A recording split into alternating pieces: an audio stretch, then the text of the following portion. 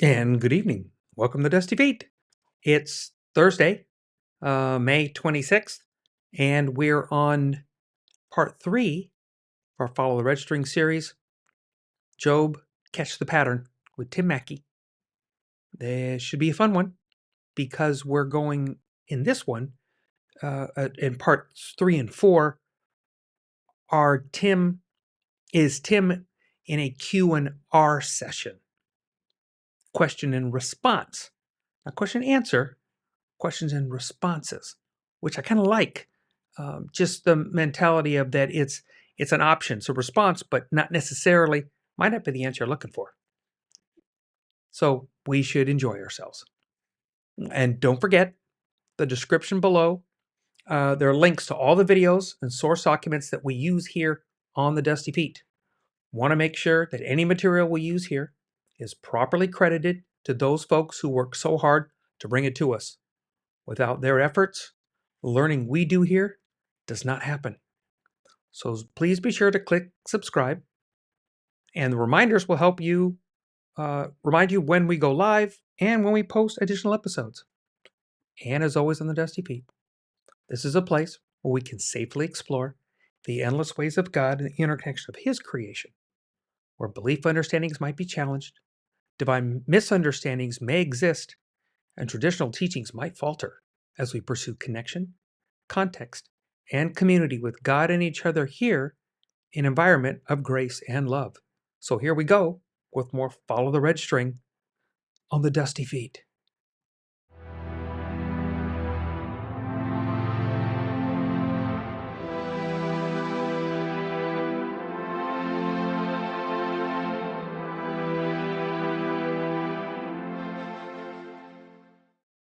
So this Mackie video, I think you're going to enjoy again. It's a different we normally cheer him just talking, and now he's asking questions and thinking about what his responses are going to be, which makes it interesting, at least is to me. And we'll have 2 parts. And it starts out because they're entering. Tim just talked. He said they were taking a break, and then they're coming back for the people to sit down. They took a break, let everybody get up and walk around, and they went back. Okay, it's time for Q&R. And so they lead in with the Bible Project's overview on Job, where it fits also with wisdom literature. So enjoy the video, and then we'll get back and we'll talk.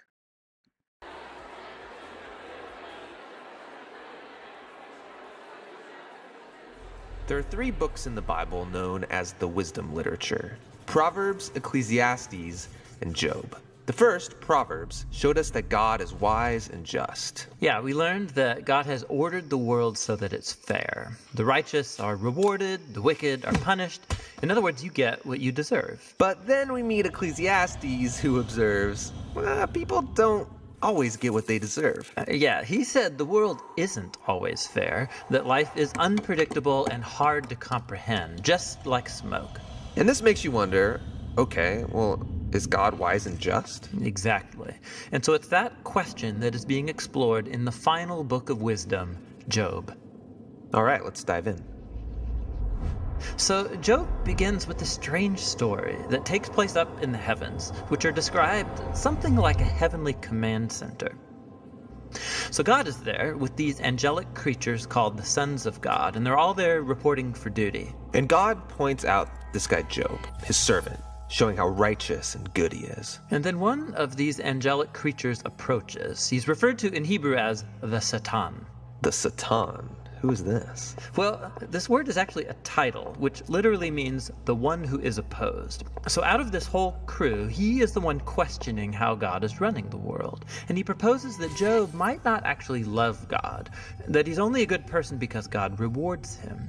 If God were to take away all of the good things he gave to Job, then we would see his true colors. So he thinks Job is just working the system?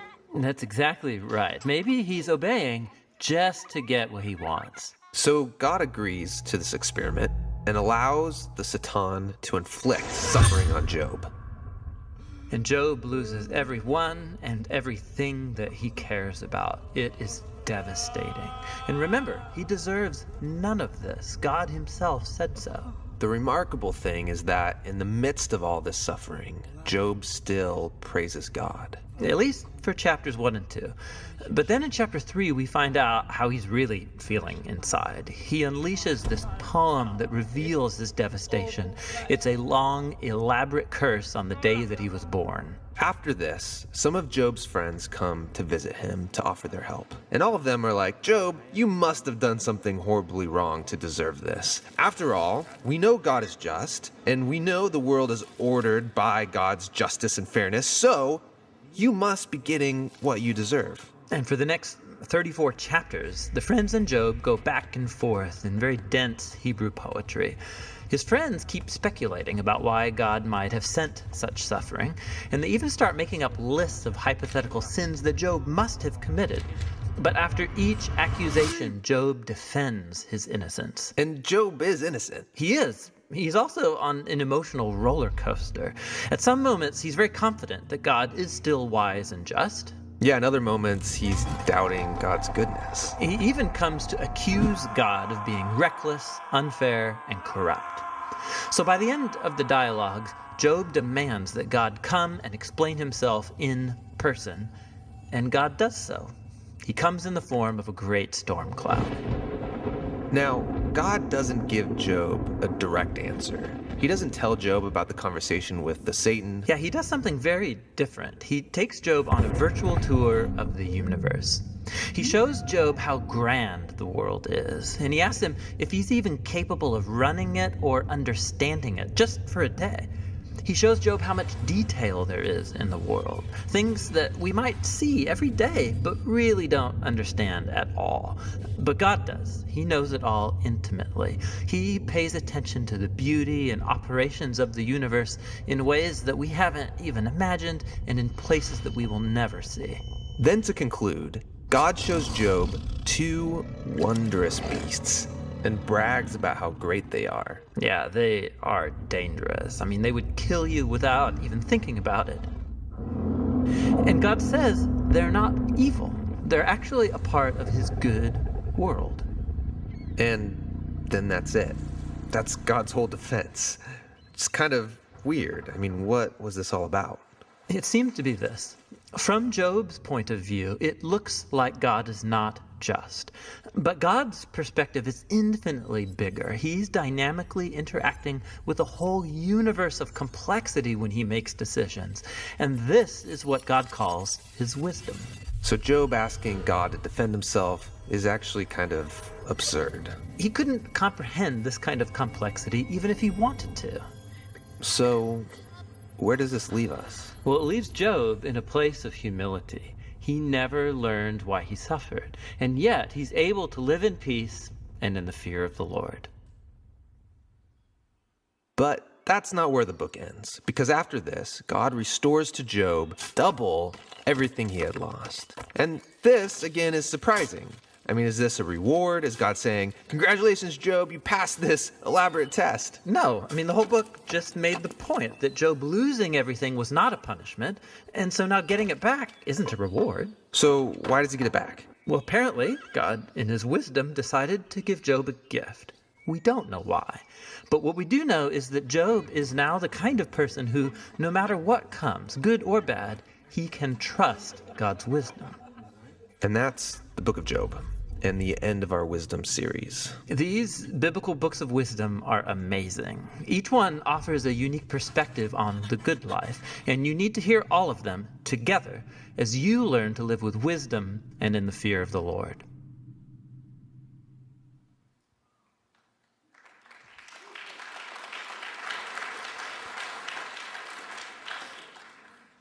Well, Tim, it is so fun to get to do this together, man. Yep.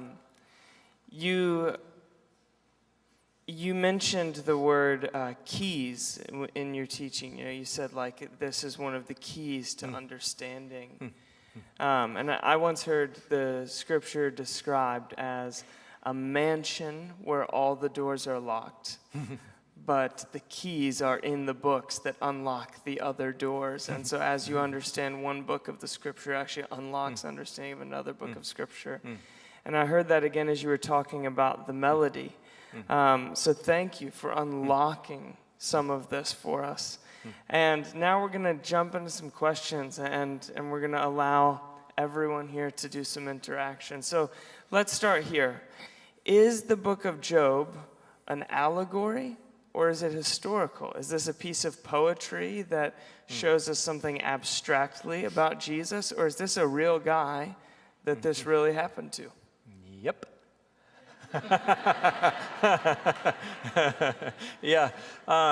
Well, maybe this is probably, pedantic, but it is poetry, the center part. It's dense Hebrew poetry from chapter 3 to 40, but then with narrative, prologue, and epilogue. So,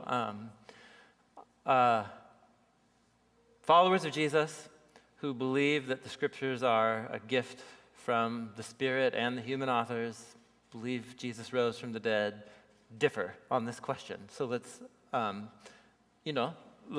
just register like this isn't a litmus test for whether or not you love Jesus, right? And it's an important question. So Job is mentioned one other time in the Hebrew Bible, and then he's mentioned in the New Testament. In the Hebrew Bible, it's the prophet Ezekiel who mentions Job. It's in Ezekiel chapter 14. And what he mentions Job among the most righteous, blameless people you could ever imagine. And he lists Job alongside Noah and Daniel, who are all three of the most flawless characters in the Hebrew Bible, well, except the thing that Noah did at the end. So it's clear, I think that is clear evidence that Job was a non-Israelite whose story was widely known and whose life story as like a righteous, blameless individual. So the question is, did this book, am I being asked by the biblical authors to assume that there's some sort of oral tradition about Job's story that got passed down, and that some like ancient like video recorder or something of like these long poetic dialogues, that this represents what these people actually said? And to me, that just presses the bounds of reasonableness. I think it's and this is just my take, people would differ, I think it's most likely that it's a wisdom thought experiment about a culturally known, uber-righteous figure in their culture and time.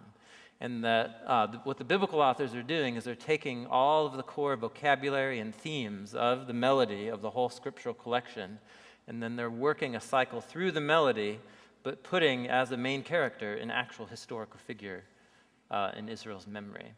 I think that's the most likely explanation, and I think the biblical authors are giving lots of clues throughout that that's how they want readers to take the book.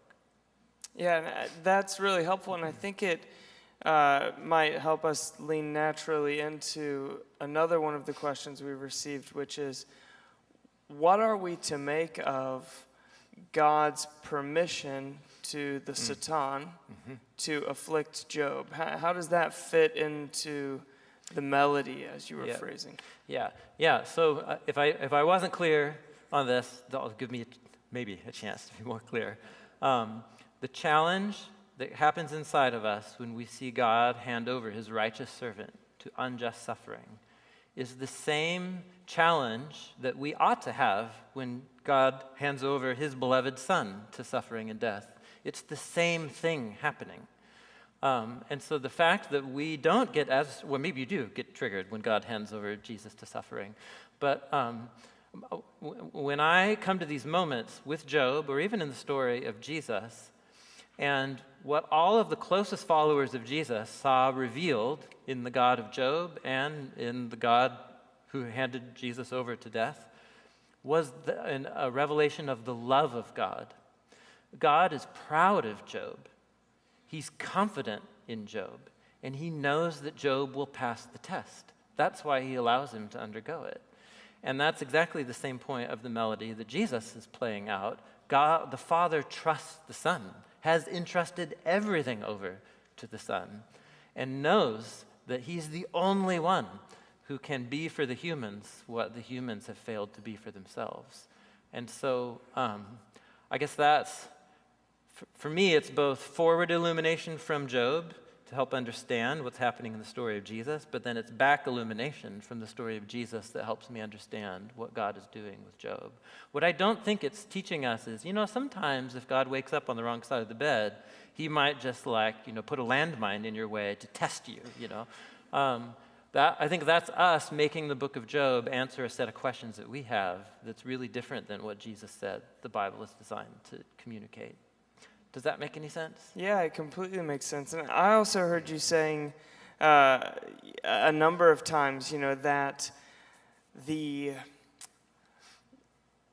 way that we read this book, the question that we should be bringing to it is not how do we square the problem of evil, but the question that we should be bringing to it is how do I respond to injustice as Jesus responds to injustice.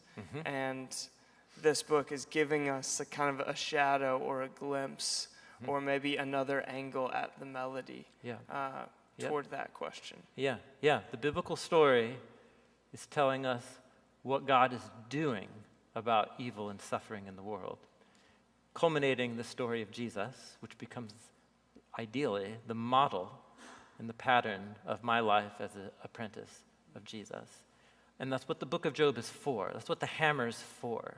And you can make the book of Job answer other questions, but we ought to know that we're likely going to misuse it in the process, and we should be very, very tentative when we're making the book of Job try and answer things it really wasn't designed to do.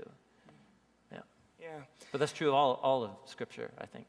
Yeah. So, do you think that the courtroom structure of the heavenly realm that is portrayed in Job and portrayed graphically in that video that we just saw. Yeah, totally. And it shows up elsewhere in the Bible. Is that merely an idea from culture, or is it, or of the biblical writers, or is that a reflection of true reality of what the heavenly realms are like? Yeah. Yep. Yeah, that's exactly right. That is exactly the question.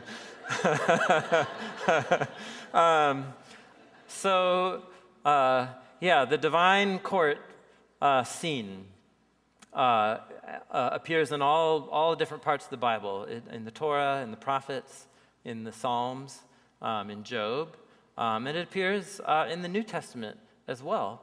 In John the visionary in the Revelation, John sees the heavenly throne room and with the creatures and so on. So here's something that's really interesting, is that all of the imagery in all of those different passages has strong parallels to depictions of the divine realm in the cultures of Israel's neighbors, of divine courtrooms, of divine courtiers or spiritual beings that look very similar to what the cherubim are described as looking at. Actually, if you could just Google, in modern day Iraq, they have this, this big build out of how they restored a part of ancient Babylon, and these guardian creatures that the kings of Babylon placed at the gates were these multiform animal winged creatures with human faces and so on. They're called the Lamassu statues. They're really cool looking. And they look almost exactly like what cherubim looked like as they're described in the Bible. So this is interesting, is that the biblical authors used the imaginative framework that they had, and when they encountered the divine realm, that's what they saw and experienced. And that used to bother me, and I guess maybe it still does a little bit. But one other thing that became really noticeable to me was that every time that this divine court is described in all of these different visions and scenes throughout Scripture, Old and New Testaments, it's always a little bit different. The creatures look different. Sometimes they have 2 wings, sometimes they have 4, sometimes they have 6. Sometimes they're glowing, sometimes they're on fire, sometimes they're smoking. I think what we're up against here is the fact that God has chosen to communicate through humans. Like the Scriptures are the products of people. And the Bible is not bashful about this fact. It actually tells us about the writing of many of the scrolls by people in the books themselves. And so, in a way, the question is similar to the fact is, does God speak Aramaic? Well, Jesus of Nazareth spoke Aramaic. Does that mean that God speaks Aramaic? Well, no, Jesus spoke Aramaic. Are you with me? It's actually just a different version of the same question. Every time that God is going to interface with humans, it's going to be in the form of human language, imagination, and cultural expression. And what that doesn't mean is that Isaiah or John the visionary didn't actually encounter something. But the thing that he encountered was interpreted by his brain, given the cultural and imaginative framework that he had. And the same is true for me. And that doesn't mean it's not real. If anything, what we're trying to say is whatever the presence of God is, it's more real than anything you could ever imagine. And it can only be captured in human words and imagination, given the fact that, I'm not God, and so I'm going to describe it with the language and categories that I have. I'm sorry, this is a really big question. But to me, the divine court scenes in the Bible raised this question for me a long, long, long time ago, and so I care about it. And I think it's an important one because it really forces us to reckon with the nature of the Bible as a product of both divine and human initiatives partnered together. Does that make sense? Yeah, I'm tracking with you. I'm contemplating. This is what I'm contemplating. Often, you and I eat food together, and you talk about the Bible, and I happen to also really, really like the Bible, and so there's like connections firing off in my head while you're talking that I'm excited to ask you about. And that's happening right now. And I'm like, there's a lot of people in here for me just to be doing that thing that we do over food. Yeah, totally.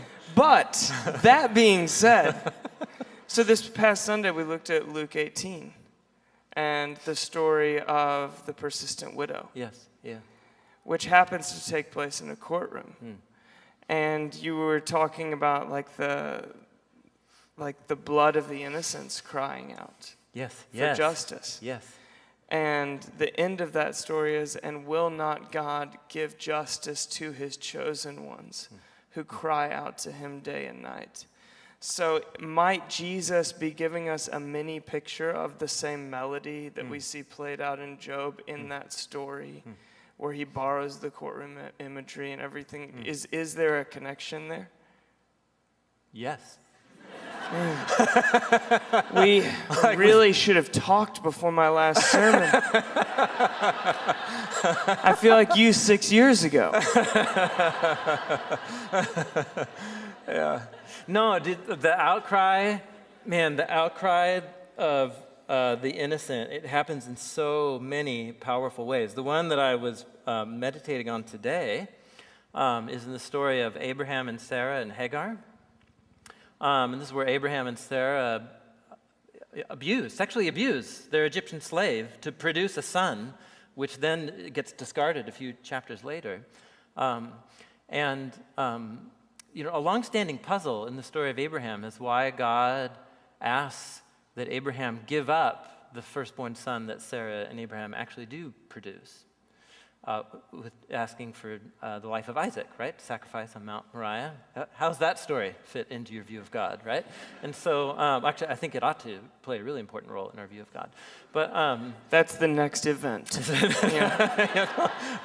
But there's this law in Exodus that's it's cycling through the unjust, the suffering, and the cry of the innocent, and that Hagar's name is the Hebrew word for the immigrant.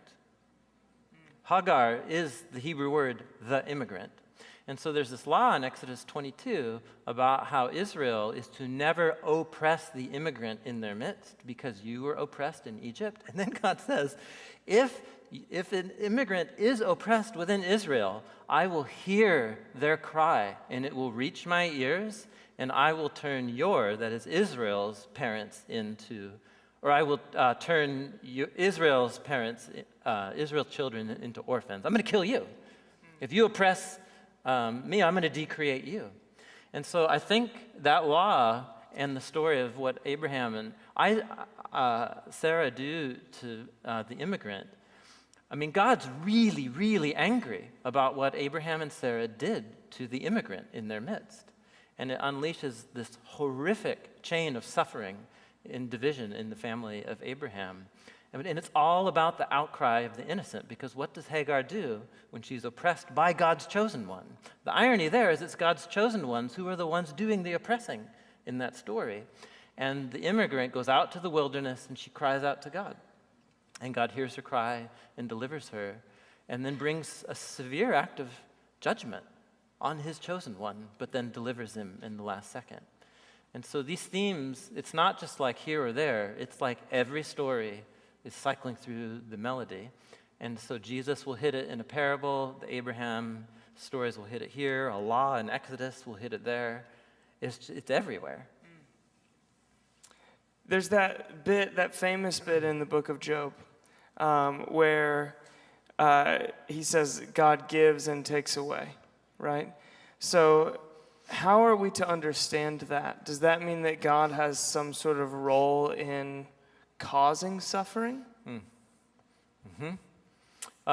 He certainly thinks that at that point in the story. I think, and this is, for me, what I need to work on more in Job is about the progression of his character. I mean, when Job says that, it's chapter 2. It's the beginning. And I'm pretty sure anybody who's good at developing a character in the story wants you to take away the whole portrait, not just like the first thing the character said in the first scene. And so when Job says that, he's also going to say a lot of other things that's going to accuse God of being responsible for all of the suffering in the world. And so I think there's something about how we evaluate Job's words in light of the prologue and the epilogue. And I think that's something, just to be perfectly honest, I need to process a lot more. Job is definitely giving voice to something that is a major theme in the story, which is when God selects a chosen one on behalf of the many, so that through them his blessing can go out to the many, that often leads to suffering and hardship for that chosen one. And it's a part of God's journey with his chosen one. And I think Job is giving voice to that. And he's not angry about it. And it doesn't seem to me that Jesus was angry about it when he was in the wilderness either. So there's some aversion, I could even sense it in myself right now, where I want to somehow protect God's reputation from ever dealing severely with people. And that's something I just continually have to surrender. If I'm ever going to hope to understand these texts on their own terms and not remake them my own image, I know this is an area where I really need to just sit and listen more to Scripture. And my hunch is I'm probably not the only one. Yeah. I liked Mackie's last little bit there, because I don't want to start the end, I want to start at the beginning, but where he says, I want to understand these scriptures on their own terms, that don't remake it in my own image. And I think it's a very good, strong cautionary tale that we should have with all scripture all the time. So that's a beauty, and I like it. So that's it. I like the overview of the three scrolls in the part of the wisdom literature: Proverbs, Ecclesiastes, Job. And the point that each part taken alone can be problematic. And so we need to take them and stitch these points together to help us muddle through the life issues that we're addressing in this wisdom literature between Proverbs, Ecclesiastes, and Job. And I think it's important. So keep that in mind. You can't just take one. Maybe we should do something on Ecclesiastes, because that's one of the books that people just kind of ignore. They don't want to talk about it because it's not so cheery. But at the same time, I think it's a necessary part. Something that hit me, and I wonder who wrote Job. The scroll. Who wrote the story of Job? It's not Job. It doesn't appear to be one of the four friends that come back. So I wonder who wrote it and how that got passed down, how that story got to the individual and did that. I think that's a thought. So Job's visit from God has some points too. Things that should echo those the melody tunes ringing forward. So storm cloud, visit from God, sound familiar? Interesting. Upon request. That too is a little bit of a challenge. And then, of course, God giving it back to Job. Mackie bringing up that's part of a challenge. Okay, so if we think about justice and mercy, maybe wisdom is what relieves the tension between the two. When one deserves or does not deserve the other, justice or mercy, wisdom steps in to respond. Okay. And then we ask our questions. How do we respond to things? Living in wisdom and fear of the Lord.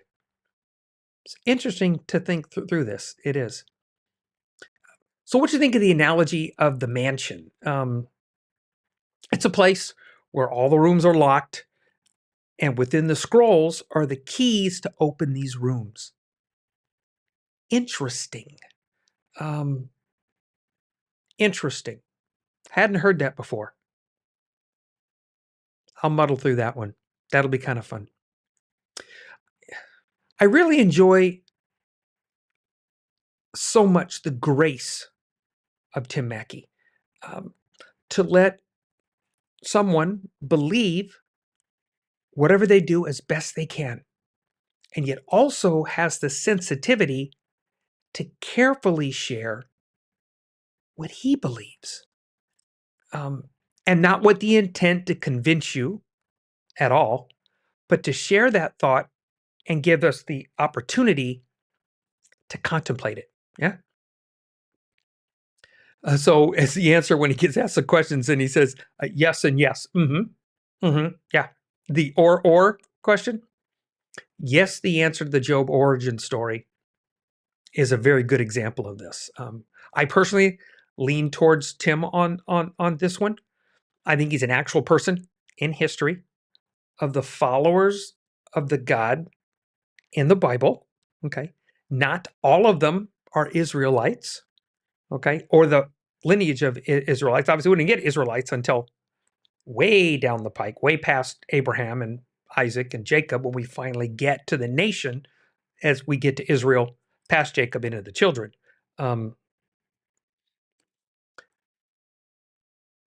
But he is still a believer and a follower in these. There are smatterings of these people through Scripture. We have a Melchizedekian priest. We have Jethro. We have another prophet with the children. So there's a lot of these people in here, and he's just one. And this story's been passed down from generation to generation and generation, and before Moses. Okay. The wisdom thought experiment. I kind of like that. The story about a person and how his life was viewed and then how it was passed on. Really fascinating to me. So the next question that they, what are we to make of the permission of the adversary or the accuser, the permission to do what he does? I think Tim gives a pretty good response on that. Isn't this interesting? We don't think about it this way, but that's the same exact thing that happens with Jesus, right?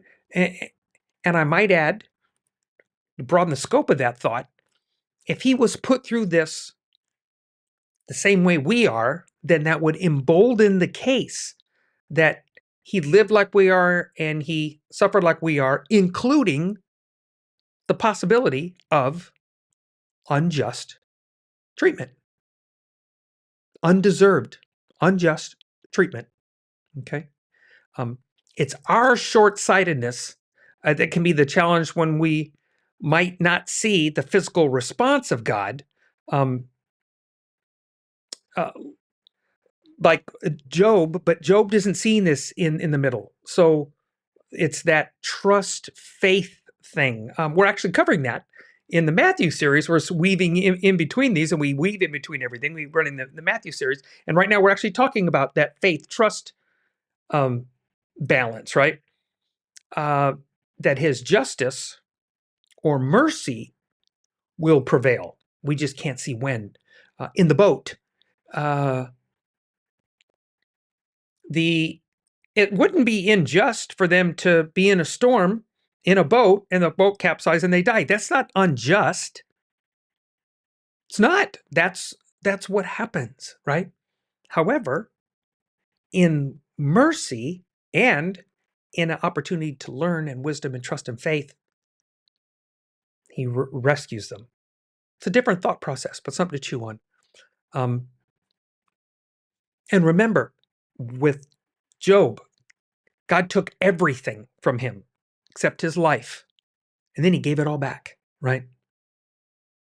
God took everything from Yeshua, took everything from Jesus, even his life. Ultimate sacrifice. And then he gave it all back. He gave it all back, and I might add, like Job, and then some, because then he gives him the kingship, and then he gives him the kingdom. This is yours. When Tim brings out the point, and it was a little hard to swallow for me in the beginning in this point where God is proud of Job. He's confident in Job. Yet this stuff still happens, right? But maybe it's point with Jesus. He's proud of Jesus. So he sends him, the Spirit takes him in to the desert for his testing. Remember, Job has no expectations that he's going to see anything in return, that nothing is going to be replaced. There's no expectation from Job in Job's story. He doesn't have any of that, okay? He only knows, however frustrated and angry we see Job, that his response to the friends and their comments, Job still chooses to believe that this God, the God he's following, still should be followed. Does he challenge him? Yes, he does. And not unfairly does he challenge him. Okay. God doesn't condemn Job for his lament. Okay. God does take the time to show Job that there's a bigger picture. Because there's no punishment. He didn't do anything wrong. So he takes the time to show him this is bigger than you. There's a lot going on. And you need to be aware there's parts of this that this is part of life. It's interesting because we are now learning from the story of Job. So we're talking about a story that's happening to him that's this is a real time in his life, in his real life. And we're hearing a story about it passed down, and it's affecting us today. So what if he told Job, you know what? Somebody past you is going to put this in a scroll, and it's going to go down, and in the year 2022, they're still going to be talking about it.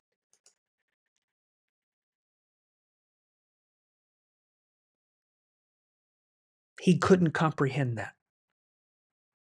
Truthfully, I'm not sure we could either. The same melody is playing in both Yeshua's life and this. The same melody is playing through actually many times in Scripture.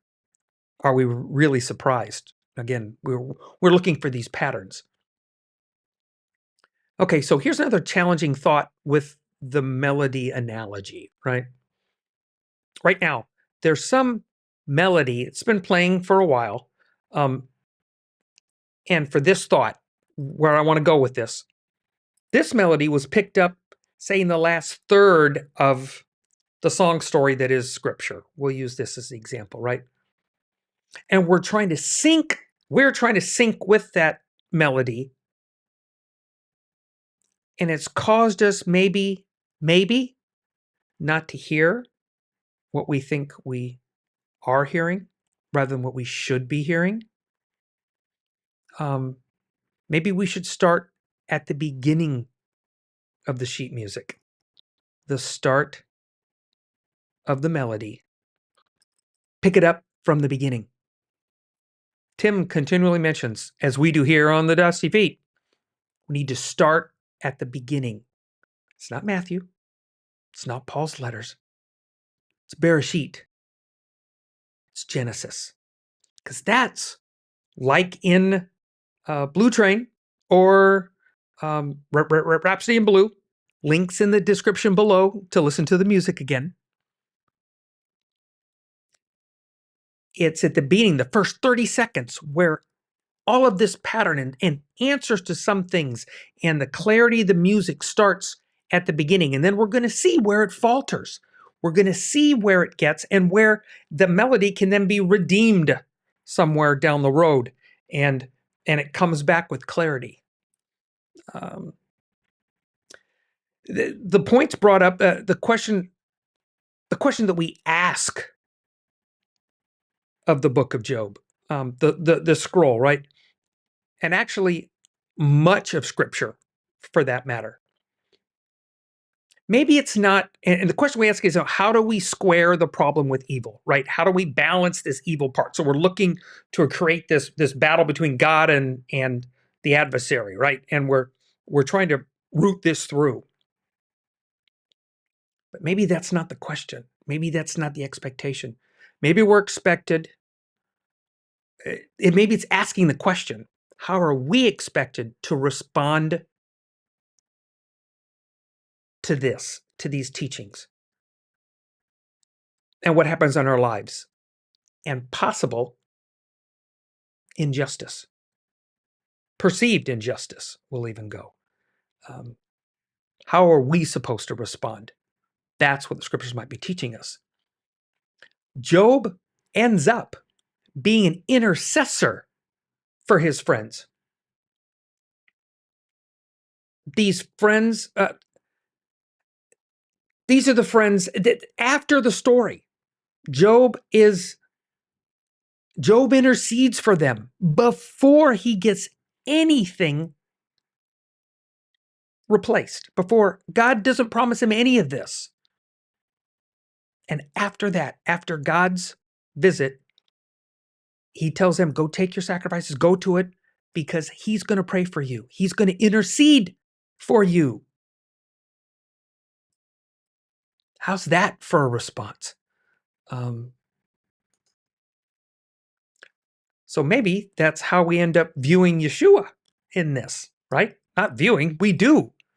He intercedes for us. He even tells us now that's his job. That's what he's doing, interceding for us in front of the Father on our behalf. Now, how does that apply to us? How does intercession apply to us? Not intervention, which people abuse the term. Intercession and intervention are two totally different things. How do we intercede? It's certainly not a comfortable question to ask for control folks. Those who want to act on the, well, God's in control. And then I can help him out with that, right? I can help him out. That thought of, since I'm a follower of God, and this looks like how it should be handled, then God will agree with me. How does that sit with everybody? Interesting, yeah. Obviously, God will agree with me because I'm a follower of God. It's a question. Okay, remember we talked about in the last episode in this series that Jesus is playing the melody.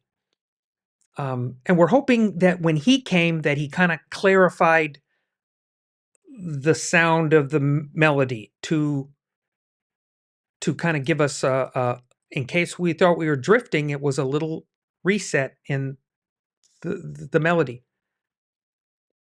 But let's not forget two important things. One, the melody's already been started. Bereshit, Genesis, and it's been playing. And two, the song isn't over. The song is still playing.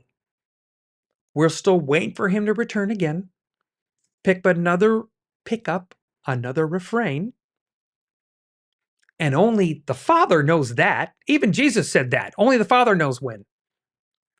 That line alone stops me from guessing. Doesn't matter. Will there be a new song after he comes the next time and resets things? Probably. There's some mentioning of a new song in the Revelation.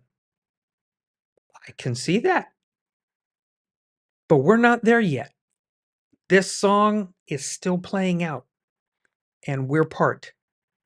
And I want to sound like I'm part of that song and not a different tune. There's this other song going on, and you're like, that doesn't even belong, and I'm not really sure. So I want to be along with the song that is Scripture. Maybe it's what the book of Job is for. When we had the hammer analogy, right, that we've got from the parts, go see the two parts if you don't get the hammer analogy, because we didn't mention it. He mentions it, but let's remember that you'd have to go watch the others to understand when he's talking about the hammer, right? Maybe the hammer is to illuminate this melodic cycle, right? And we don't want to misuse or abuse or tell a different story or a different tune. We don't want to misuse the hammer. And Tim said, and it holds true for all of Scripture, don't misuse it. And sadly, I think we do. Way too often. And we need to not do that, right? So, okay. So it was nice of them to address the vision, structure, the entities in the story in the heavenly places, right? Again, a very difficult passage to address, especially with the preconceived paradigms that we carry with us, right? Because this is not a Catholic Western Church typical view of the heavenly realm. It fits in Scripture, but doesn't go with the other pictures, right? It really doesn't get the angels' wings, which aren't part of Scripture at all. And yet this story and these entities are very much part of Scripture. The sons of God going to and fro and then presenting themselves before God. I kind of sometimes think of it as, I think of a roll call kind of thing. Don't forget, I'm retired Air Force. So the military side of me, that's where my brain takes off to, right? And then in this, an entity, one of them steps forward, the accuser, and joins him. Okay? So let's catch this verse, these verses. This is Job, chapter 1, verses 6 through 12, okay? And the day came to be that the sons of Elohim came to present themselves before Yahweh, and the adversary came among them. And Yahweh said to the adversary, "From where do you come?" And the adversary answered Yahweh and said, "From diligently searching in the earth and from walking up and down in it." And Yahweh said to the adversary, "Have you considered my servant Job, that there is none like him on the earth, a man wholehearted and upright, who fears Elohim and turns aside from evil? And the adversary answered Yahweh and said, Is Job fearing Elohim for naught? Have you not made a hedge around him, around his household, and around all that he has on every side? Have you blessed the work of his hands, and his possessions have increased in the land? But stretch out your hand, please, and strike all that he has, if he would not curse you to your face. And Yahweh said to the adversary, See, all that he has is in your hand. Only do not lay a hand on him, lay a hand on himself. And the adversary went out from the presence of Yahweh.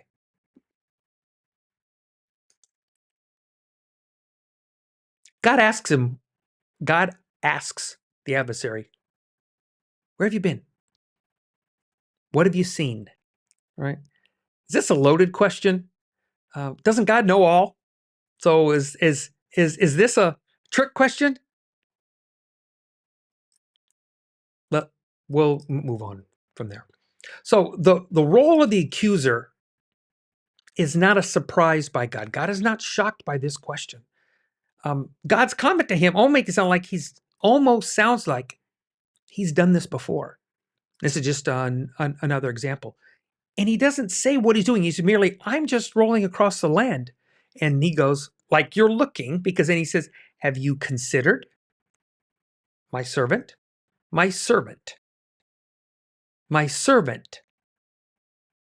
My servant. Job.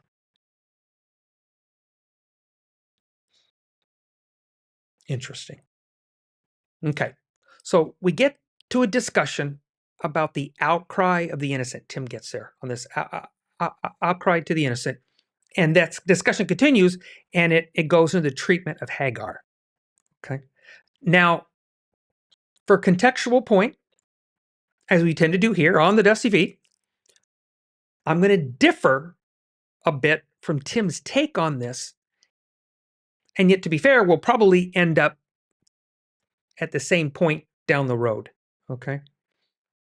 Tim mentions that Abraham and Sarah abused their Egyptian slave Hagar, to have a son.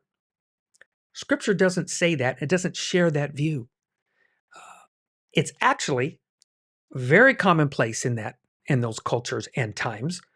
We get that further down the road with Abraham, Isaac, Jacob. We have another wife with Isaac, and then we have Jacob that has two wives, and then two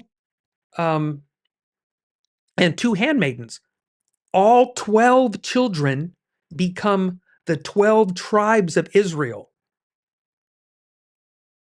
However, the Torah does very clearly talk about how to treat this when you're looking at this story about Hagar and you're looking at the story down through the instances. You're gonna have these stories. Remember them, because then when you get to the Torah and you get to these instructions, you get to this is how my community is going to be. These are all examples of what not to do, because the Torah will tell you, don't do this, don't abuse, right? And in this one, not abuse, it says to remember, in the Hagar is not to abuse the immigrant. Okay? And if we remember the Hagar story, it's going to illuminate the Torah instructions. What's more interesting is the Hagar, which is immigrant, is the wordplay. We don't get that in our English. The immigrant is we have that's a group. It's one of those like pronoun-y kind of words, right? Where Hagar is that definitive noun, a name, right? And this is a great example of Hebrew wordplay. If you listen to Hebrew, and I get this chance when I'm with Rabbi Foreman, and I'm listening, and I'm just trying to hear So they're speaking Hebrew. Do I understand Hebrew? No. Do I pick out a few words? Yes, like Spanish, right? But you can hear the word plays. When he goes and says, do you hear the connection? And he'll say it in Hebrew to both in these groups. And you can hear it in the verses that he's reading, in the parallels that's going down. And you're seeing this melodious connection. And it's literally melodious because you can hear the tone in the words. And you're going to hear Hagar when they call her. And then you're going to get Hagar, the immigrant, when you're going to get how to treat the immigrant further down in Torah. And you should hear that because you've been hearing the Hagar story, and now we're there. And in this one, it's how not to treat them. This is what happened and how not to treat them. Okay, so this brings up a point that comes up. This is how it hit me. It's a point that comes up often in Messianic groups, and probably in a few various church circles as well, is who is your neighbor? How does that relate, you ask? So we have to follow the red string. We often get myopically focused on getting what we think the details just right. I want to be right. I want to do it. I want to know exactly what I should or should not do. And I want to know exactly who is and who is not my neighbor.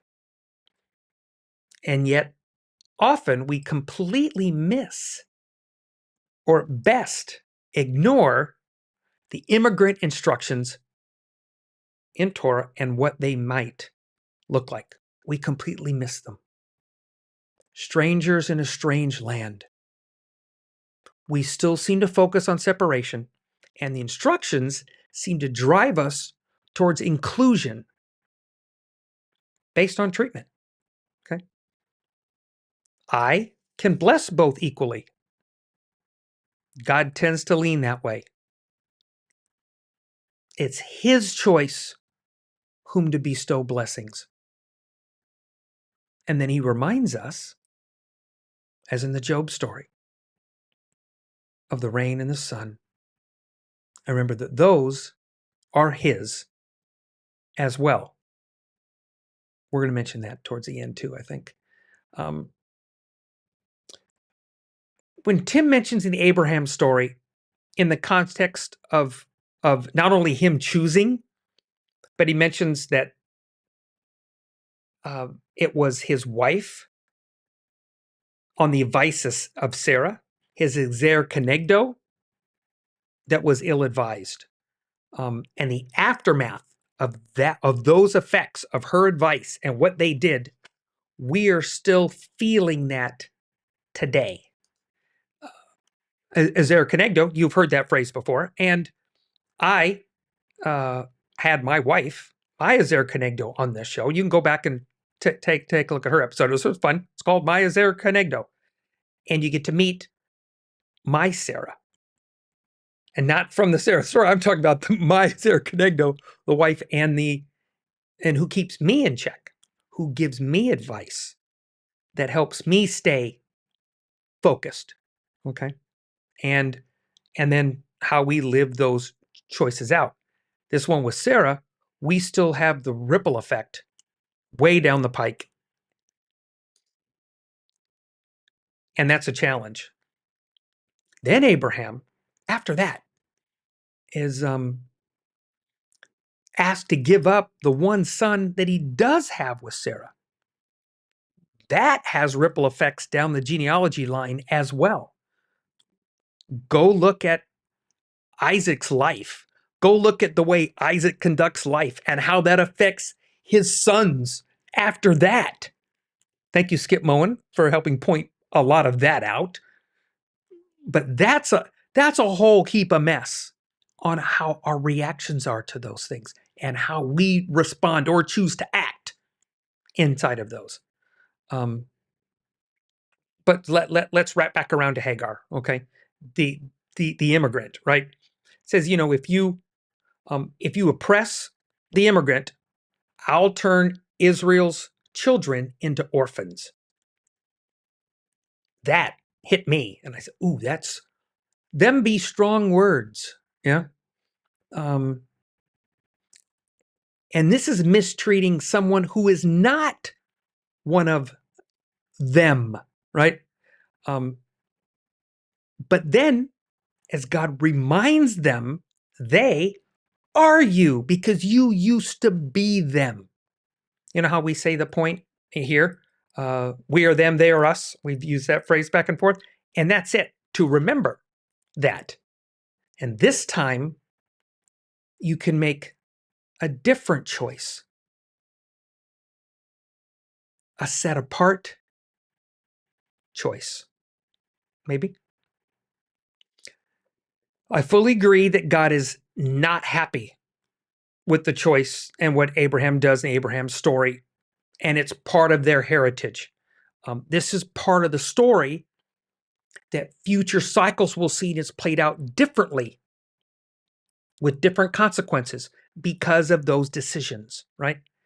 The story of Ruth is it's in that cyclic pattern, okay? But there's a redemption pattern in Ruth's that plays in the tune, a redemption pattern. I think sometimes we think in like that redemption belongs to Jesus, right? But yet in Scripture, that gets mentioned a lot, and that pattern gets seen more often than you think till you look for it. And that redemptive pattern you'll see in the Ruth cycle. You can talk about the character, look at this point, look back, and then you start mixing characters around and flipping, and you realize how this pattern plays out. The melody's there. And what's different in the tune that plays with the tune. Okay. So maybe for the sake of this analogy in music,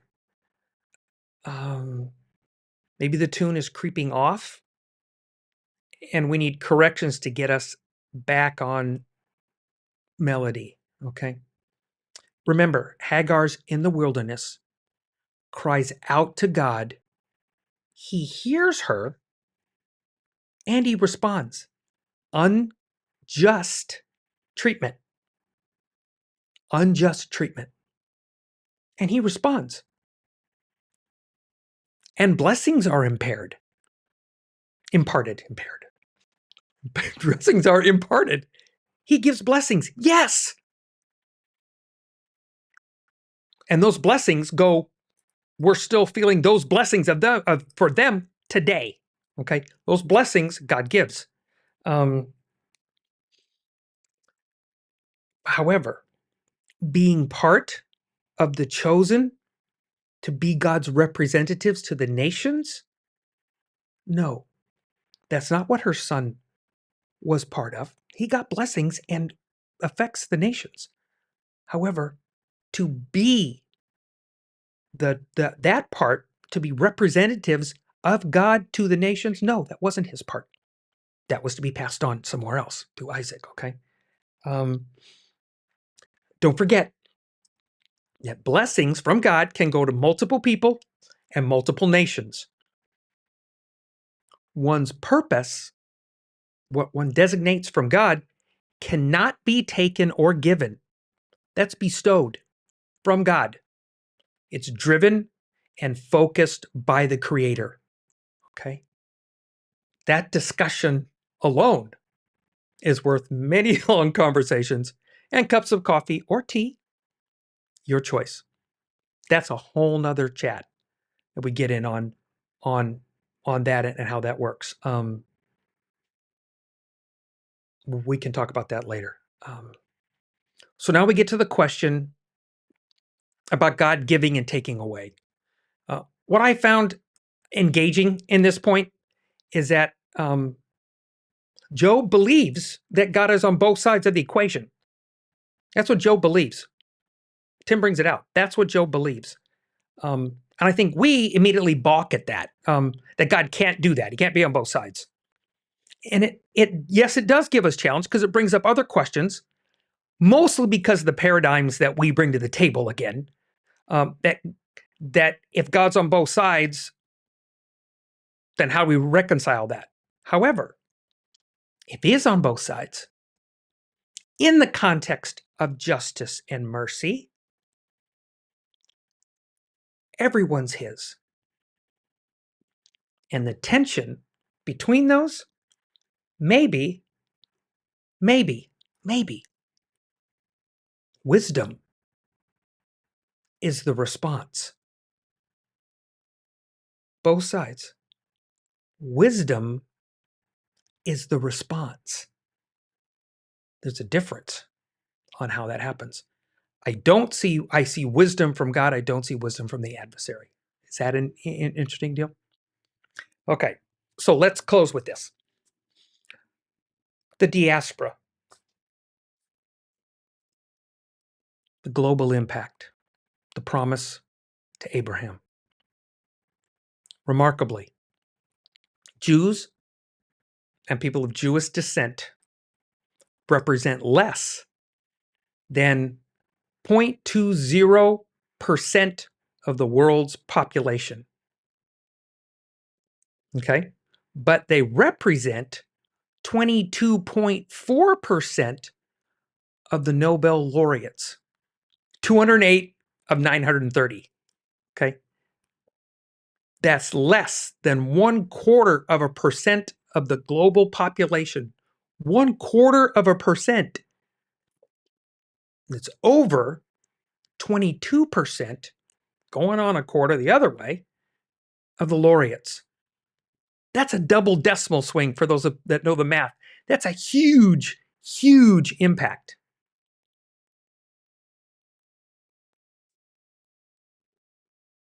To bless the nations, to bless the people that are there, to be an example.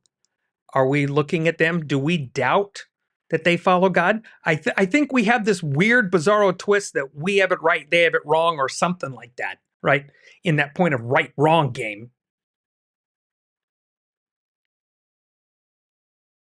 Again, I'll say it again. I've said it many times. I don't see Israel as a failure. Not convinced of us, but I don't see Israel as a failure. Could things be different? Could things be better? Could things have happened that would have maybe a different outcome in that? Yeah, I'll bite. Just like we read the stories of these people, and it could have been better choices and got to get where we're at. But my life's no different. I don't want my life in these books to be passed on for generation. Scary part is, with today's social media and platforms, once it's out there, we may not be able to hide from any of that. That's a scary thought. No one doubts the Jews' love for God, and nobody doubts their intense and committed wanting to have a relationship with God. We just differ on some other things that maybe we shouldn't be differing on. Those are other questions. Okay, so point to ponder. We've gone long, but this was a good one. And the second part in 2 weeks, hope somewhere around there maybe, we'll catch part 4 on this. But this point to ponder, leave for the point to ponder. And this point to ponder was from Toby Mack. I came across this. I think it was a Facebook clip. Could have been Instagram, but it's a Facebook clip. But it just hit me again with this week and the setup with this. But I say to you, love your enemies and pray for those who persecute you, so that you may be sons of your Father who is in heaven. For he causes his sun to rise on the evil and the good, and sends his rain on the righteous and the unrighteous. Matthew 5:44 and 45. Toby Mack, hashtag what he said. Thanks for being with us tonight on The Dusty Feet.